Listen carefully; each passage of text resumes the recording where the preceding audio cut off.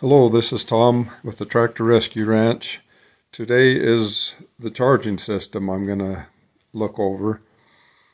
I want to keep this 6-volt generator and the 6-volt system if I can. And one thing I've got to do for sure is a complete rewire.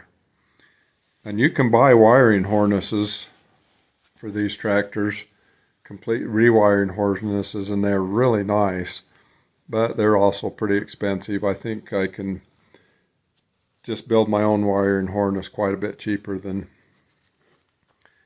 buying one. So I'm going to pull this generator apart and inspect it, make sure that it looks like there's nothing obvious that it wouldn't run, and then we've got the regulator to pull apart.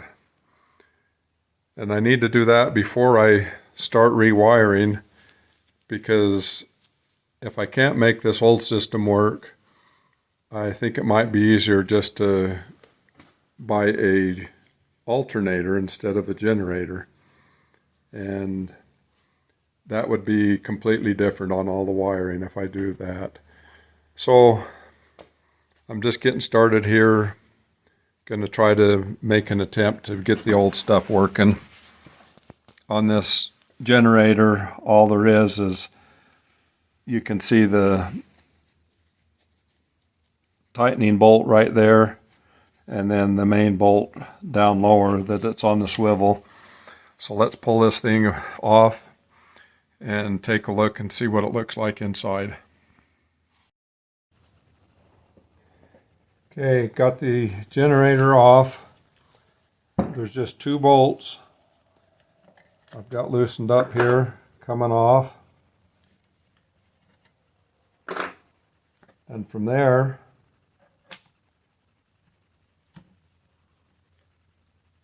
that half comes out. Pretty easy. Boy, that looks really good to me. Those brushes have got a lot of life left in them.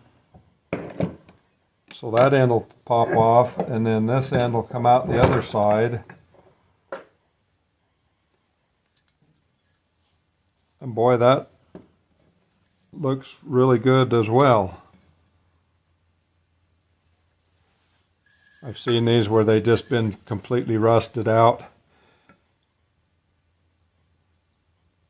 I think we're in really good shape as far as that goes. There's a couple things here.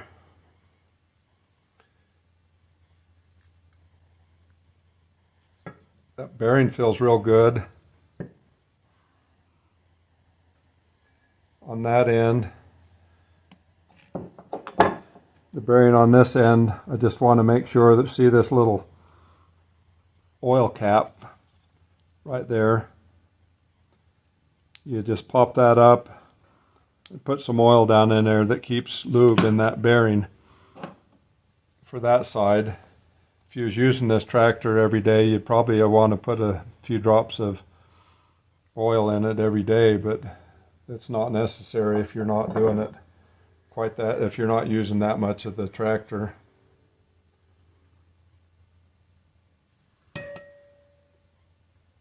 Don't know if you can see in the camera, but right there is the numbers of that. I can see Ford on that, and then it's got a C81, I believe. I can't, or a 31 maybe. Anyway, everything looks really new, really good on this deal. I've got some things here I can do to test this kind of stuff and make sure they work, so I'll get back with you. Okay, I got the cover off on this regulator, and boy, it looks really good. Completely dry in there, haven't seen any moisture at all in it. Everything's moving just like it should. So the only thing I'm going to do is just take a little bit of emery cloth and put it between the points.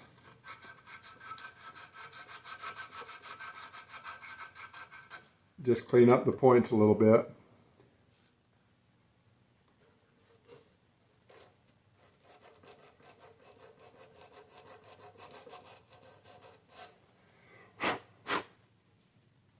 So I'm quite confident that this 6-volt system here will be fine. After looking at the alternator and this regulator, once it gets rewired, I think we'll be in good shape with just sticking with this 6-volt system. One other thing on this regulator, right there is a resistor. Now this one looks a little bit different. There's really no way to tell whether that's good or not, but some of those on the back of some of these has just a little ceramic coil, and that coil will have a little winding of wire around it, and you can see real easy whether it's good or not. But anyway, we're just going to assume that that resistor's good. If not, we can pull that thing off and check it to see if it's good or not. So that ought to take care of the regulator. Okay, this is just the basics. I am not a generator man, so don't hold me to task on all of this stuff. Just some of the things that I've learned over the years. I've got a volt ohm meter here, and so you test continuity between this and this. I don't know if you can see what I'm doing there or not.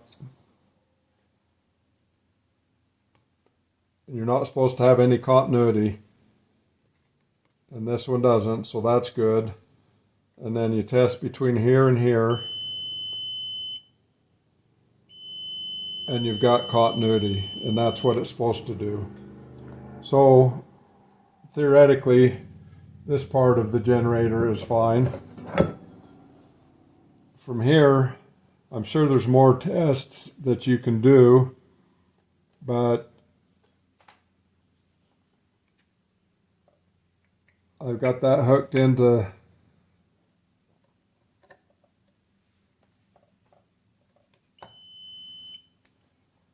so this terminal that I've got it on right there, there's two terminals. This terminal goes through the inside and goes through all the windings and then comes out right there. So theoretically you should have continuity through them. And then this terminal is just ground, and it has continuity to ground. This brush here goes to ground.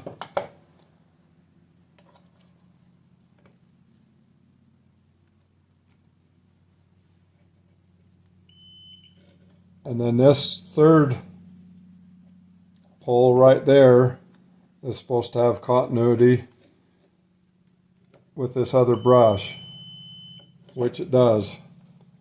So since this is all nice and clean and everything looks good, the bearings look good, I'm going to just put it back together and assume that everything is working on it. Thanks for watching. One other thing that I am going to do here is I'm putting this back together. This is a tube of assembly grease, and I'm going to just grease up this side. The bearing on the other side is a sealed bearing, so you don't need to worry about it. But I'm going to grease up this bearing on this side. Get it cleaned up and greased really well. And that will lube it until you get it together and get a little bit of oil down in the cap there, the oil cap, and I've blown that out and it's all open, so the oil is going to go where it needs to go.